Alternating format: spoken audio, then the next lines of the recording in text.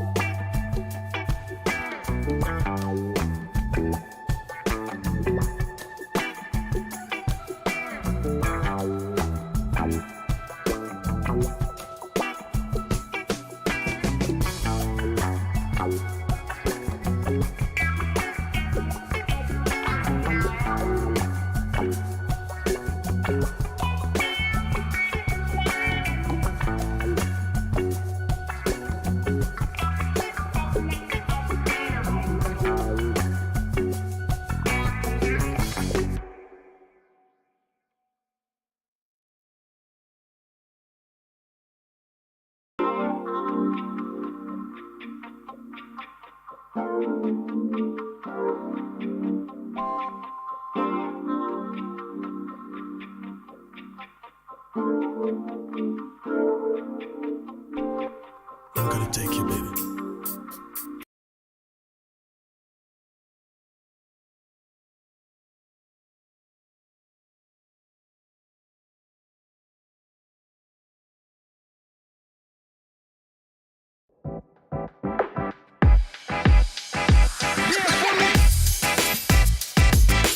Welcome to Talkin Tech with Jake and Tim.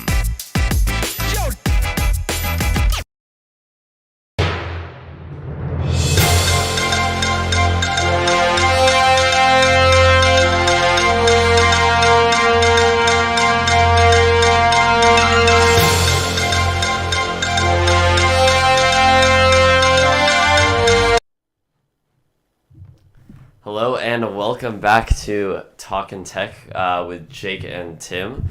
And Tim again. We're back for another episode, and as you can tell from that little breaking news intro, Instagram is down. I think now it's back. Or rather, Jake doesn't know how to use Instagram. No. It was down, as you can see from the article here. This is true. That from The Verge, that just says, like, I went onto Instagram like an hour ago, or 2 hours ago now, and I think that's when it's been down since, and it just said couldn't refresh feed. So it was down for like a solid hour and a half to 2 hours. But it looks like now it is back. But people were reporting it to like this website, and over 175,000 people reported it in that Wait, time. hold on. In an hour and a half, 175,000.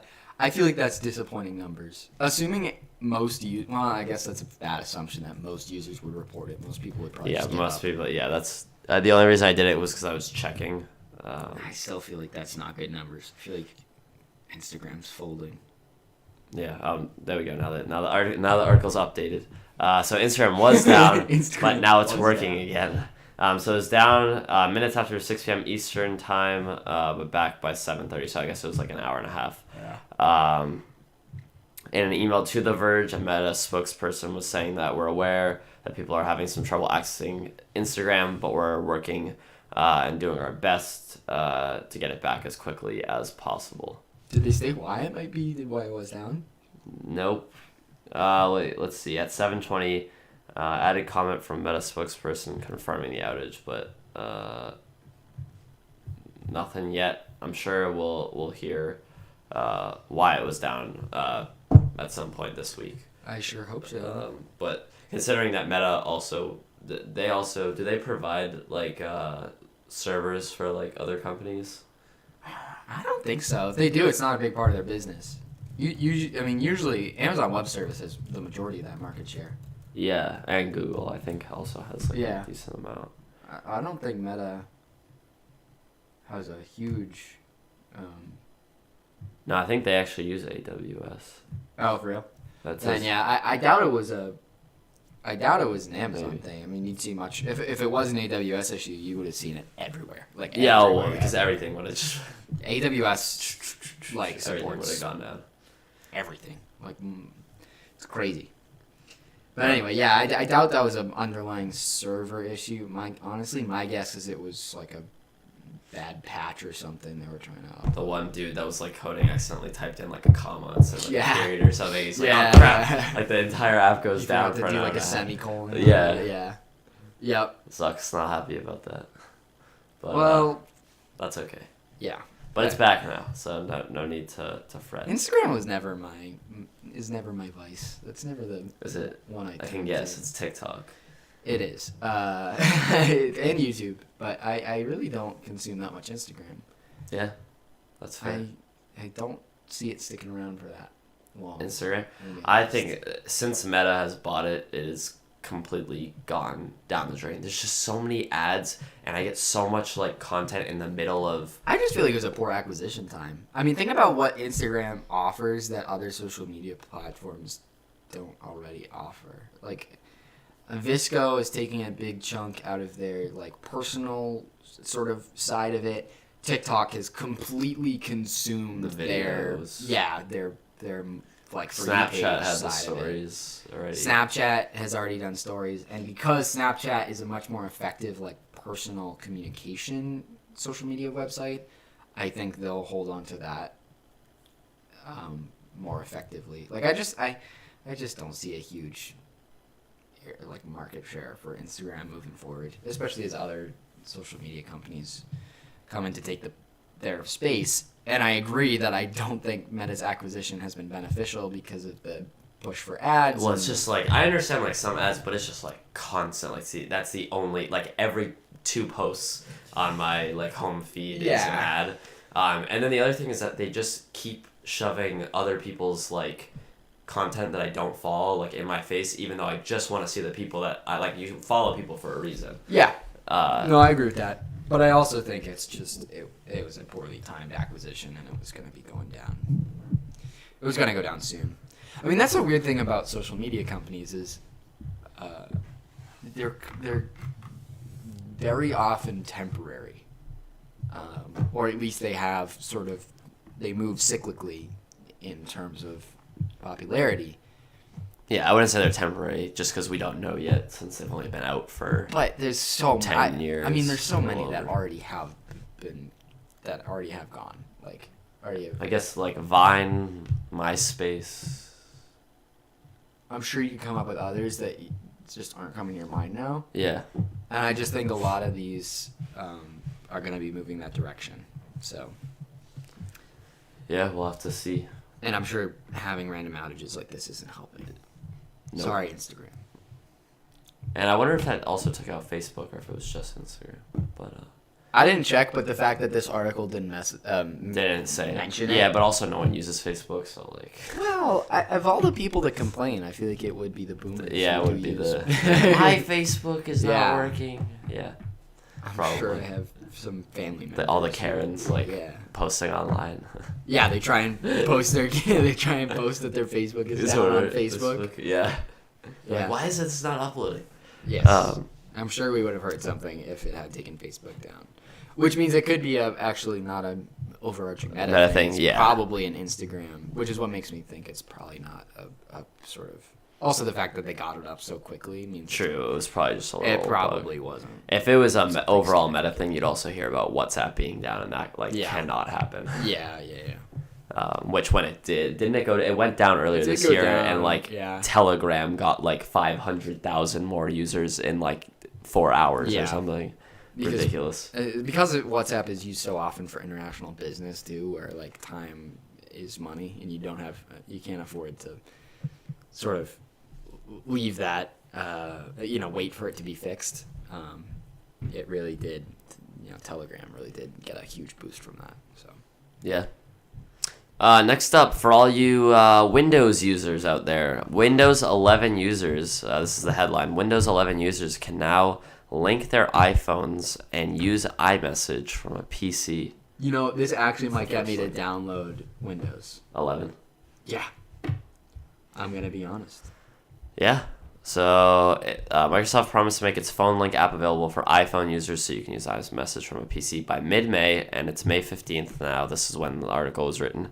And so the company is delivering on the promise today.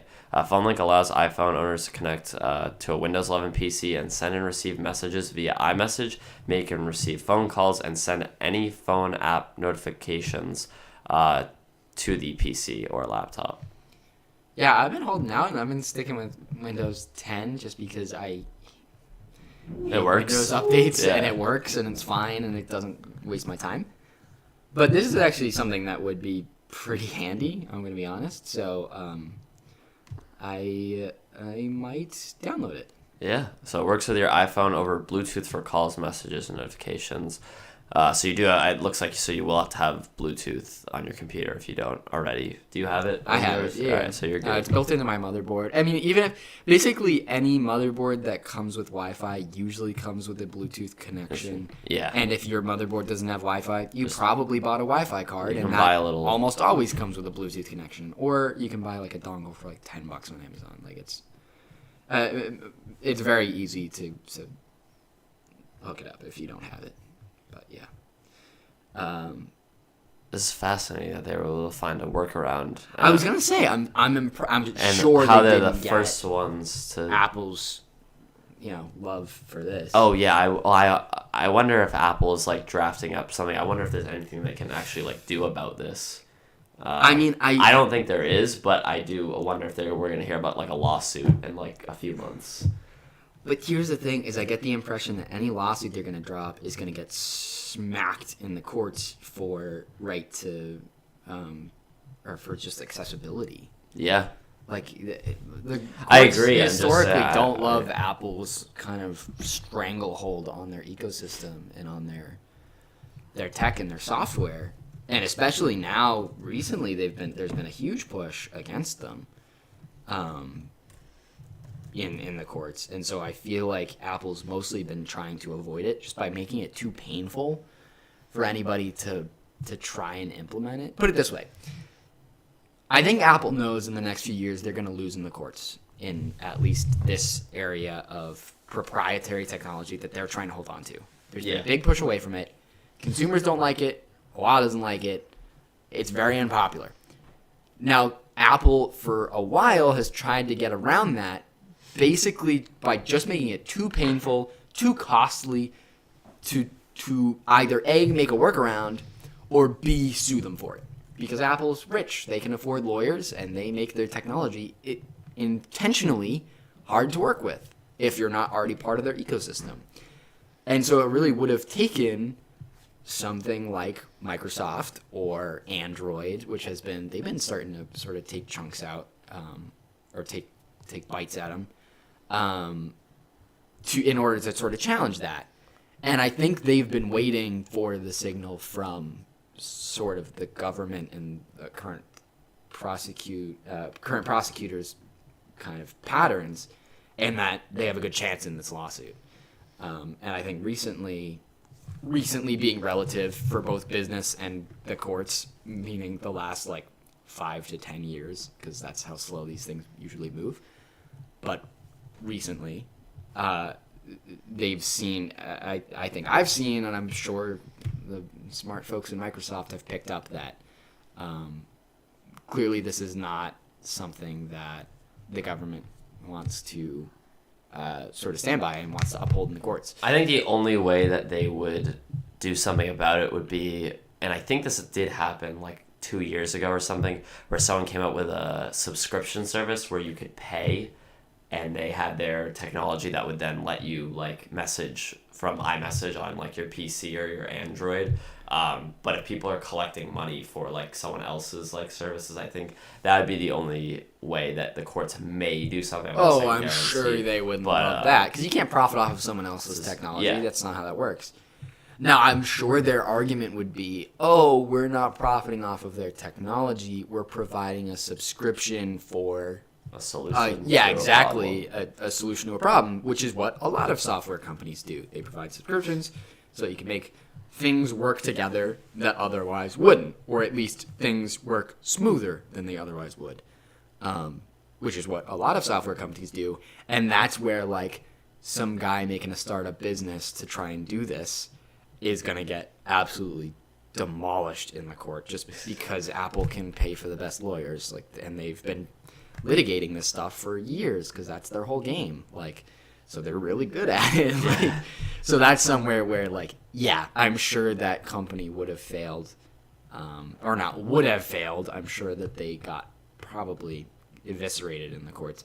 That's somewhere where Microsoft, who can also afford very expensive lawyers, and I'm sure have thought out anything Apple's going to try, has a better chance at standing up to them. Yeah. Looks like a really clean UI as well. Yeah, that and looks like that, very and reminiscent of the Apple iMessage kind of UI. Yeah, and it has like all your notifications, which I kind of like. I wish Apple actually would bring. My guess is hopefully in the next update for macOS, they'll bring like a thing that will show you your notifications from your phone. I do know that some are like cross-platform, but it's only like messages and like email if you have it hooked up. But this app looks kind of cool, so I wonder if they'll bring something like that. But for all you Windows users out there, yeah, maybe I'll download it and explore it in the next week, and we'll get get back to a you full on the review. next, yeah, in the next episode. Yeah. We'll see how it goes. Okay, next up, Montana. Great state. Great state of Montana. Well, I don't know if you're going to say they're so great anymore, but the great state of Montana. Listen, all right, I don't always agree with politics, wrong one. which I'm assuming this is where that's going. Hold on, I clicked on the wrong. But- It's like 2. Western Montana is beautiful. It is beautiful. So, TikTok. We have two articles. It's about like Montana? they correspond with each other. Okay. But the first one, TikTok, is now banned in Montana. Now, the second article. So hold on. Montana TikTok users Hold on. file Hold on. a lawsuit There's a lot to unpack here. challenging the ban. Okay. First things first. TikTok is banned in Montana. Not surprising. Of all the states to do it, it was probably going to be one with a low population, a low number of users, and probably one that's not big on current U.S. foreign policy. Let's leave it at that, because that's a delicate topic. Now, I'm interested to see... Okay, so it was the governor signed a bill banning TikTok within the state. SB419 prohibits TikTok. So is it like specifically targeting TikTok? TikTok from operating within the territorial jurisdiction of Montana and demands the mobile app store make the app unavailable for Montana residents. To protect Montanans' personal and private data from the Chinese Communist Party, I have banned TikTok in Montana. So like I said, for people who aren't big on current U.S. foreign policy, yeah. I'm not going to... So here's the thing. I feel like this is going to veer real fast into law. And my speculations are speculations on how this lawsuit might proceed and our reasons why. I think it's important to add a disclaimer. I'm not a lawyer. Neither is he. Neither of us have been to law school. Neither of us have taken the bar. Or gotten sued. Or been sued. Yet. Yeah.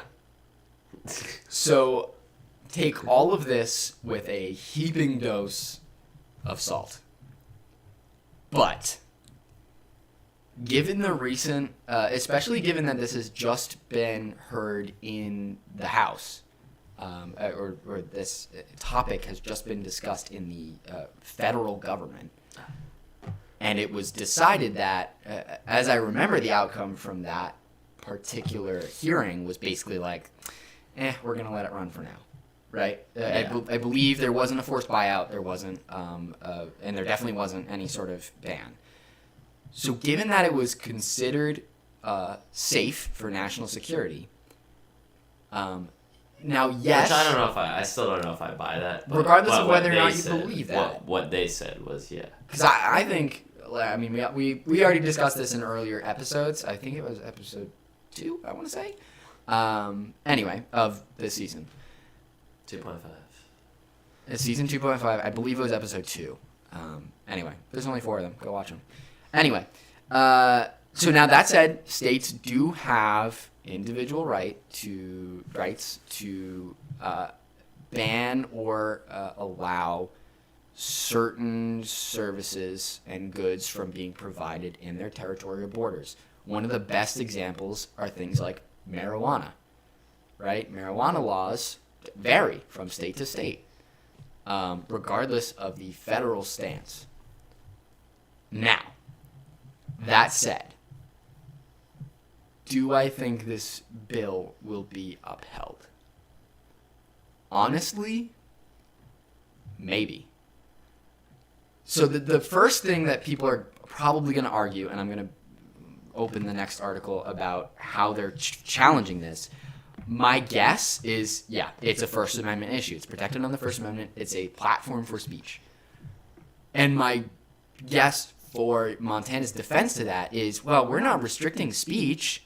You can say whatever you want. We just don't want you to do it on this specific platform. That argument is not necessarily false, shall I say. So this all actually comes back to an issue that's been litigated for years, and it actually goes back to like AOL chat rooms, which is, do sort of these social media hubs have liability or bear responsibility for the content that's posted on them?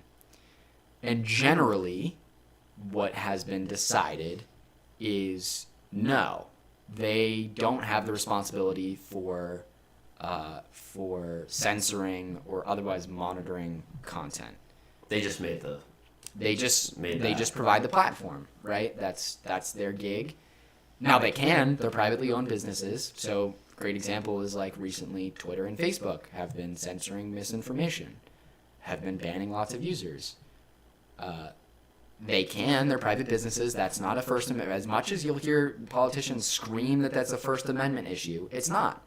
They are private businesses. They are allowed to allow users either operate on their platform or not operate on their platform. That's their right as a private business. The First Amendment specifically protects speech. It protects things that you can say. No one is preventing the people who are banned from Twitter from saying the things they're saying. They're just facing the repercussions for that action from a private party. They're not being prosecuted for it. They're being banned for a private party. Now, bringing that all back to TikTok. Like I said, not a lawyer. In fact, I don't know if you're going to... Am I allowed to give a shout out to another channel, or is that bad form? You can. Okay. There's a We channel... support everyone. Yes. There's a channel called Legal Eagle. It is a... It's a catchy name. I know, right? Great. He has his YouTube page. He provides legal breakdowns on all sorts of things. He's actually done a lot of tech litigation, especially for the antitrust suits. I'm sure he'll release a video on this relatively soon. He's pretty good about responding to things like this. I would keep an eye out because I'm sure he'll break down the legal code much better than I could. Like, far better considering he is a trained lawyer. I think he went to UCLA law. Like, legit guy. Anyway, bringing that back to the current suit. Generally, banning certain platforms is not a First Amendment issue because there are alternatives out there. No, the government is not taking action against the speech that's on the platform. Just They're the taking overall- action against the platform itself. I'll be interested to see, though, if any states follow Montana and what happens. Especially because also we didn't say before, but this does not take effect until January 2024, unless TikTok is sold or a court like blocks the rule. So I do want to read this quote from the law firm that's litigating this issue for the defense, not for the defense, for the people. Yeah, I'm trying to remember the plaintiff. No, not the prosecution, because that would be if it was a criminal case. This is a civil case, so it would be the plaintiff, the person filing the lawsuit. So in that case, it is TikTok users. This is the law firm Davis Wright Tremaine. They're also the ones who litigated it back in 2020, I believe, against the when Donald Trump was looking. TikTok's getting off easy here. They don't even have to sue. It's just their users are doing it for them. So I want to read this quote because I think it's a really good. This is essentially what they're arguing. Montana has no authority to enact laws advancing what it believes should be the United States' foreign policy or its national security interests, nor may Montana ban an entire forum for communication based on its perceptions that some free speech shared through that forum, though protected by the First Amendment, is dangerous. So I think, although that statement is interesting, especially about whether Montana has the jurisdiction to take what they consider a national security stance, considering that's a federal issue, not a state issue, I think they missed the point on the second statement, that Montana is taking this action against specific speech on the platform. If I was Montana's defense attorneys, I would say, no, we don't care about your speech on the platform. We're in favor of free speech. We have an issue with the platform itself and what they're doing with user data. I would focus much more on the first issue than the second that was raised in that. Now, like I said, that brings up that first point, which is whether Montana has the right to decide for its people whether it is a national security or issue or not. That, not even something I'm going to take a stab at. I really don't know. Like I said, I would await a much more trained professional than I for that. But at the very least, here's what I will say.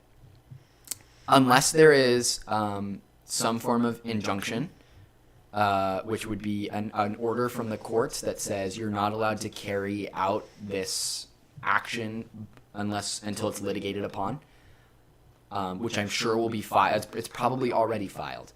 A preliminary injunction, a PI, would be probably what they would look for, which basically says, hold on, you're trying to take an action, in this case ban TikTok.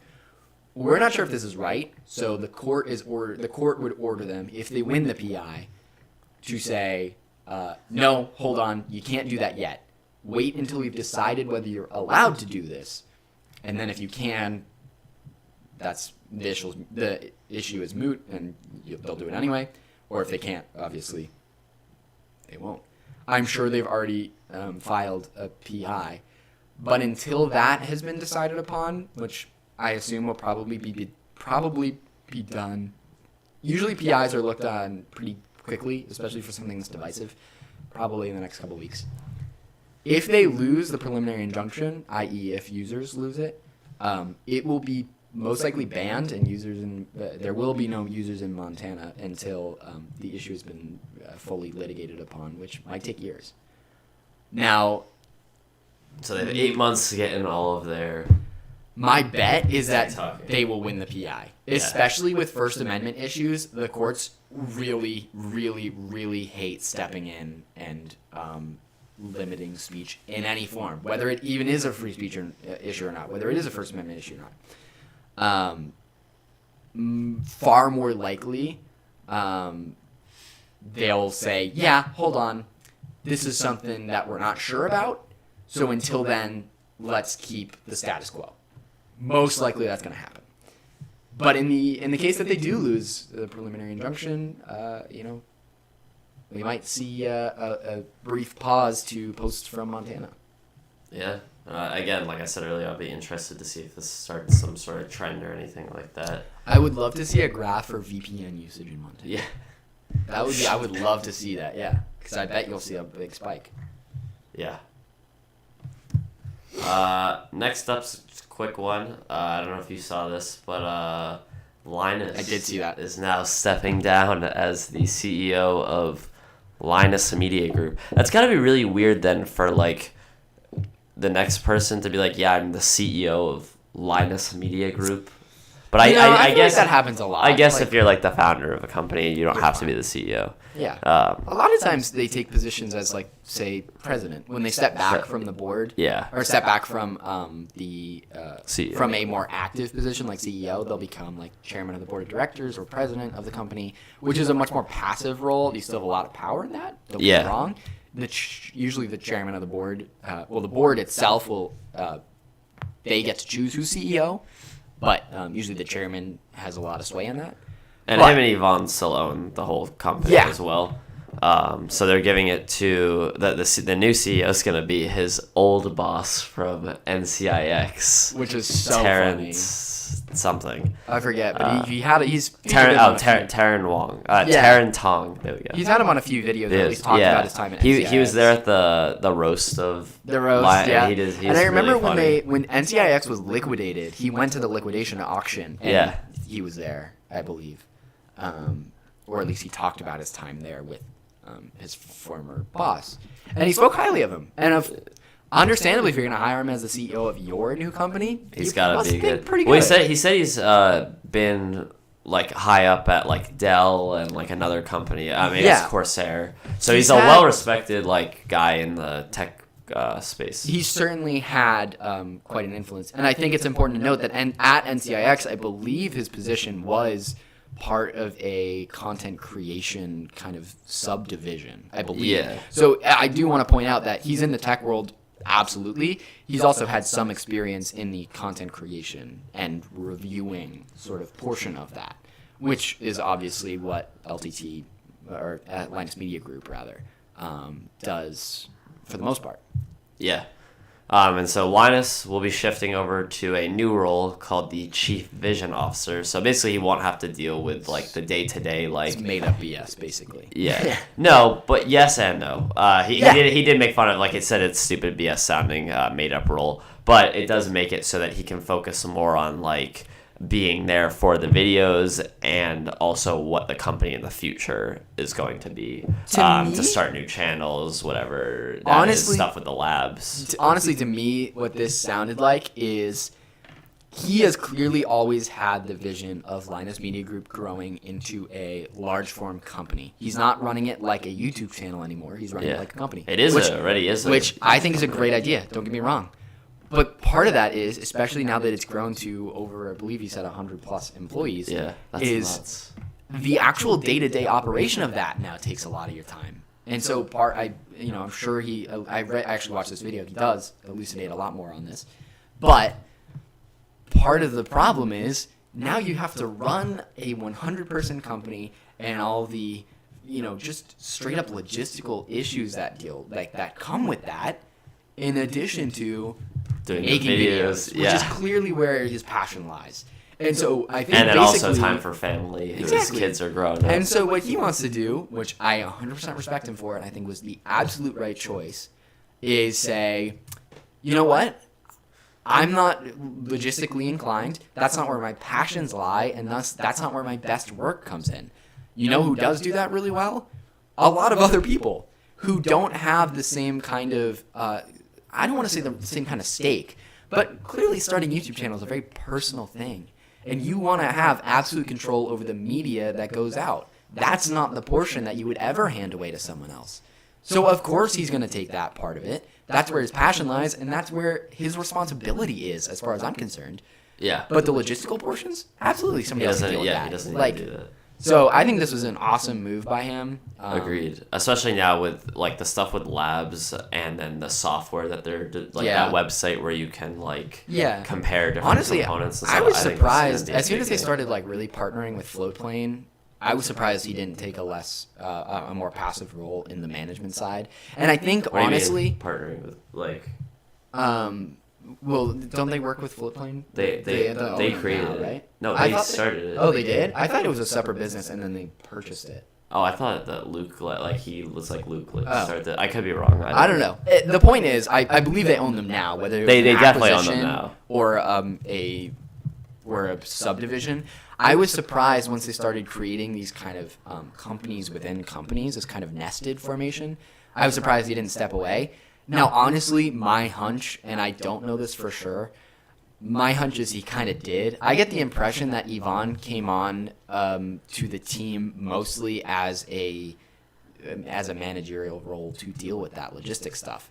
Also, I believe for a long time she was kind of their one and only HR person, which is a lot of what that logistical stuff would be filed under.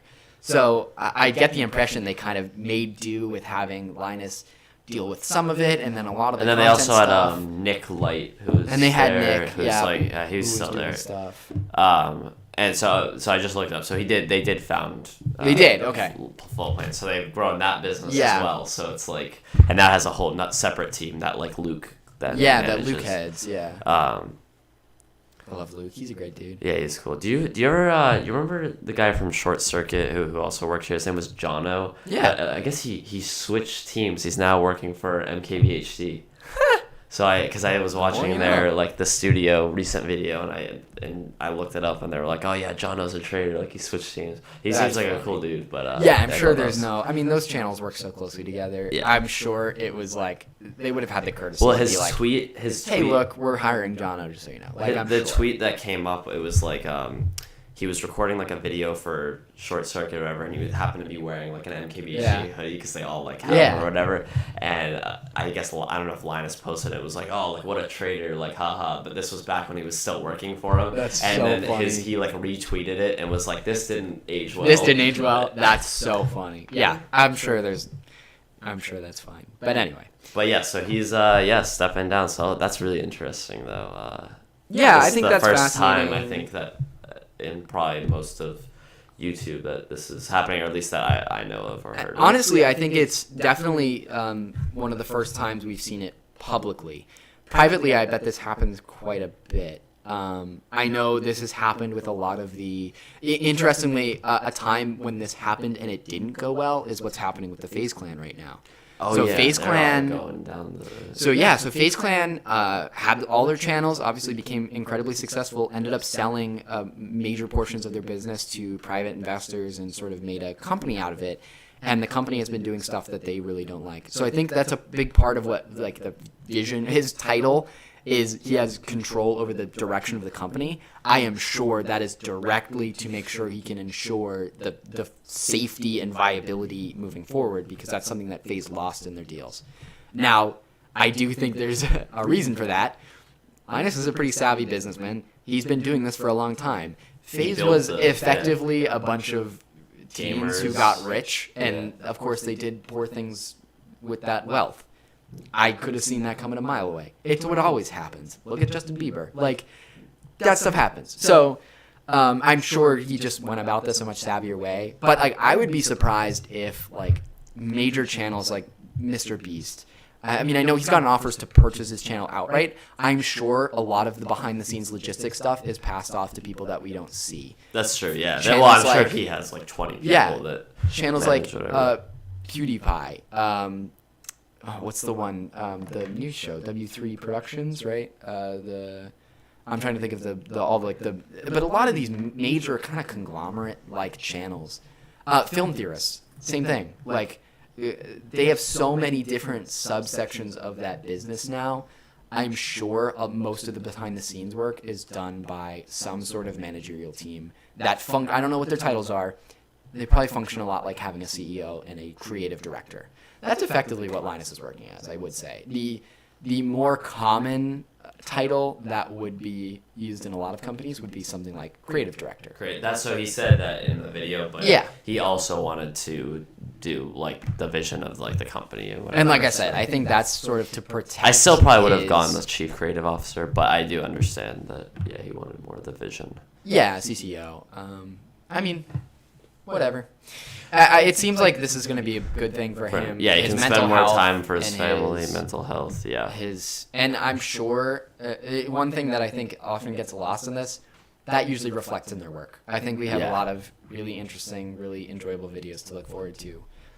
He said that someone offered him $100 million. I mean, yeah, that sounds right. I remember watching somebody. That's insane. I remember watching somebody do the math on that, and it's that's about right. That's So ridiculous. Mr. Beast got offered $1 billion, and I watched somebody do an evaluation on his channel, and they valued it at like 1.2. Like, Yeah, that's a crazy thing about YouTube channels is they still have a really wonky like kind of perception because a lot of people still perceive them as these like highly individualistic hobbies and like creative endeavors that aren't almost like a Etsy shop type thing, like a really kind of small scale and only very select, usually young venture capitalists have sort of recognized that they're really a sort of powerful independent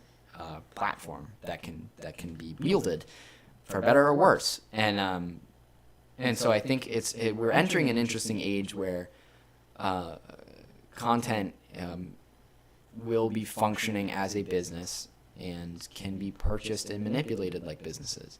And once again, I would point to FaZe Clan as a really interesting sort of test case for a time when management is moving in a way that the actual team doesn't want to move, and how that's fracturing them. And I believe it was, FaZe Banks, or I forget who it was, whether it was FaZe Banks or FaZe Rug, one of the original guys, the founders, just had this total flip out on Twitter, like a total freak out, and like slandered the company and all this stuff, like real kind of messy behind the scenes stuff. And like I said, I think we're entering an interesting age where I think more and more of these buyouts are going to happen, and so I think some will go well, and I think some will really not go well. And honestly, if I was Linus, I would be heavily considering a private or basically any of these big YouTubers with a large stash of capital. They understand where the creators are coming from. They understand what it takes to run and grow a business like this. They understand that a lot of these channels want to have the financial stability and have the logistical ease that come with it. Now, this is by no means a new thing. There are a lot of MCNs or multi-channel networks. When I say a lot of, I rather mean a few big ones. And that's effectively what they do. They offer a service to help grow, and often it's a really good way to... Eric has that new thing called, Creator Now. Yeah. That does, there's a lot of different MCNs. Put you through, a boot camp. Yeah, there's a lot of them, and they have various... Think of them kind of like an agent for an actor or a musician. That's effectively what they work as.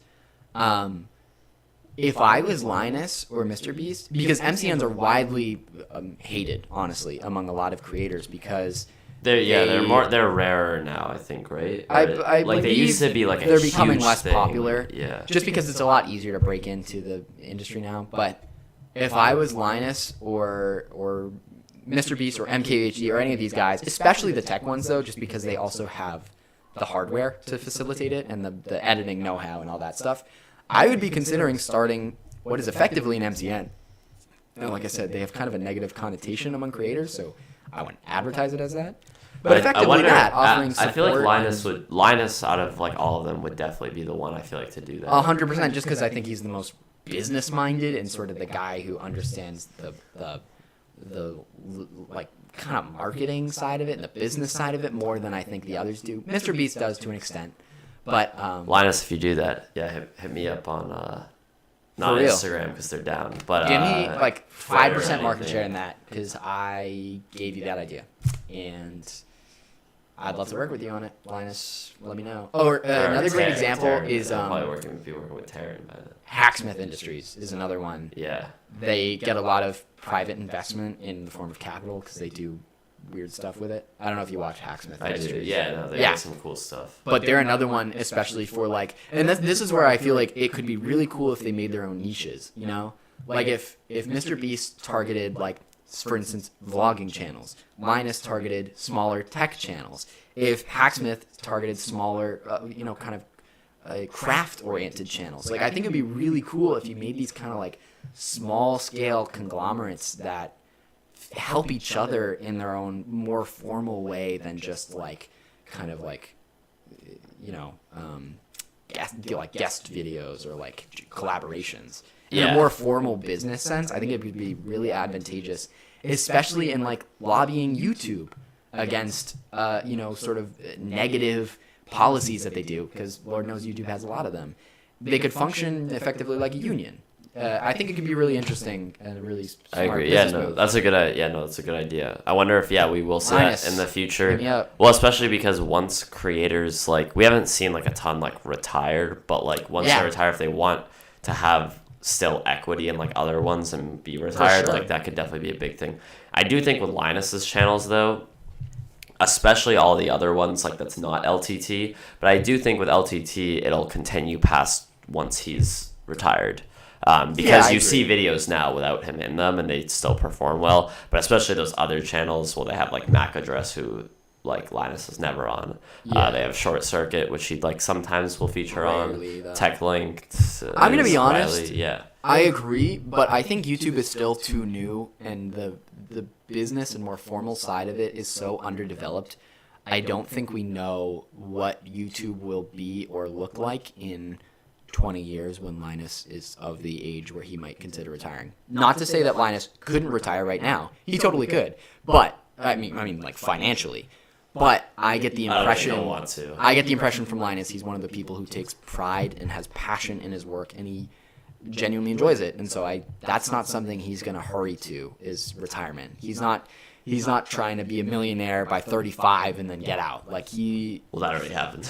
yeah, he's found his niche, and it's truly that adage, find a job you like and you'll never work a day in your life. I think he knows it's still work, but he enjoys it, and so he doesn't mind it. And so I don't think we'll see Linus retiring anytime soon. Now I would be interested to see what happens in that case where one might consider retirement. I don't know what that would look like, and I don't know how that transition might work, but certainly will be interesting to look for the future. Yeah. All right. Let's do our final topic. I think we'll do for Sounds the good to night. First one's just like a really quick thing. Is that the official ChatGPT app is now available for iPhone. You can download it. Apparently, when it first launched, I don't know if Apple didn't like realize that it launched or something. But when you would like look it up, like it just like it was like 25th like on the lit. Like you'd have to like scroll Weird. and scroll. But now I Apple just looked it up and specifically it's lowered searched there. their result. I don't think they would do that. It's now up at the top, but I do know that they did Clearly, ban. They you and I banned don't them. think the same of Apple. I don't know. I did know that they banned ChatGPT on all work devices, so people can't download them if they work for Apple on their work phones. Oh, I was like on all work devices. Like I didn't know that. No. But anyway, but for the final story is that iPhone will now be able to speak in your voice within 15 minutes of training. So there's they published like I think it was like a press release. I'm gonna pull that up actually. Good question. Why? They already have voice messages that you can send to people, like small bite-sized recordings. So Why would you want it to be able to speak in your voice? well, so this is for like in real time.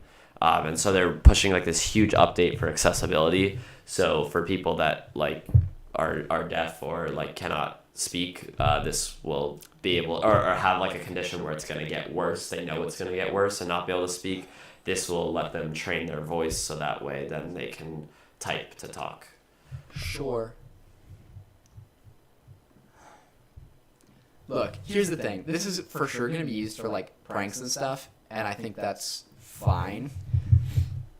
I worry that this technology could be potentially dangerous. Now, I do think, especially with something like this where it's really kind of consumer grade, I'm sure the quality will be enough that you'll be able to pretty easily discern what is a AI and what is a person. But the ability to have relatively accurate imitations of another person and you be in control of what they say, especially if you're a public person, a public personality. Well, you've already celebrity seen. Did you see the Could be the real song that damaging. got dropped? That Yeah. was like they said it was like a Drake song, Yes. but it was just not Drake. So, yeah, I guess there are some use cases where this could be beneficial to someone who's suffering, say, Parkinson's, where they know that their ability to speak will be damaged in the future, and they want to have some form of communicating in a way that sounds like themselves. Yeah, I suppose this could be good. I don't. Other. I would really fear that the dangers outweigh the. I just don't see a huge market a huge need for this, and I see a lot of ways it could go wrong. I think it'll be good, and I don't think there's going to be that many things that can go wrong. Especially, I don't know what they're doing for it, but I hope that they're keeping it like on device, so that way it can't like get leaked. Even still, I don't think. I'm sure they probably will keep it on device because it's just a pain in the butt to transfer that data and that software over, device to device. I'm sure they probably will, but I just don't see this being a huge. Honestly, to me, this feels more like a tech expo. Like, here's what we're capable of, and less of like something that is actually going to be a benefit. You never know. I think it'll. Yeah, no, I think it'll. There could be things that go wrong, but I do think it'll be a net positive. Because you'll be able to do it in like real time when you're on FaceTime calls, I believe, as well. If you're on a FaceTime call, just speak. This is for people that can't. I got that, but if you are mute, if you're mute by choice, sure, this might be great if you have the privacy of your own home.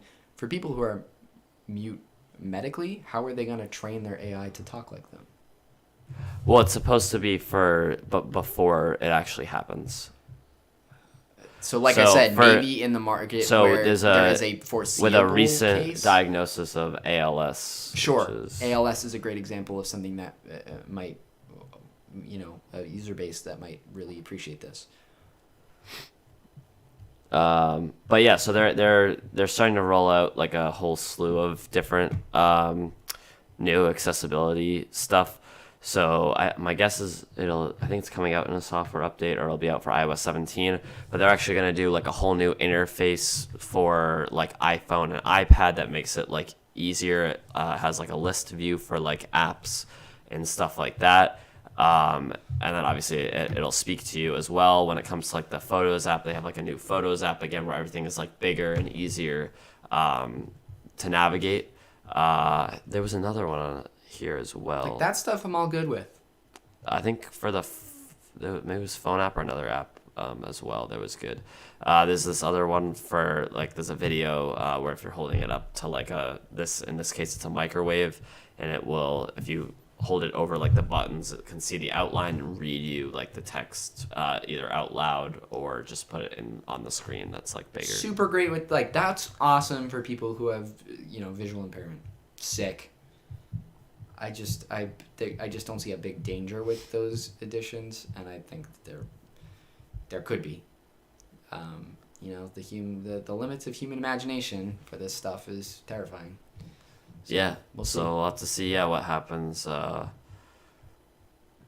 when that speech, the new live speech, gets integrated into iPhones and iPads. But yeah, I think that'll wrap it up for this stream. Thank you for tuning in if you're on YouTube or if you're listening on any of the streaming services like Spotify, Apple Podcasts, etc. And we'll see you guys in the next one. If you haven't already, make sure you head over to talkintechpodcast.com. You can buy some merch. You can watch the live streams there and get subscribed to the Clips channels, which is down linked in the description. youtube.com/@TalkinTechClips. But we'll see you soon. Bye. Later.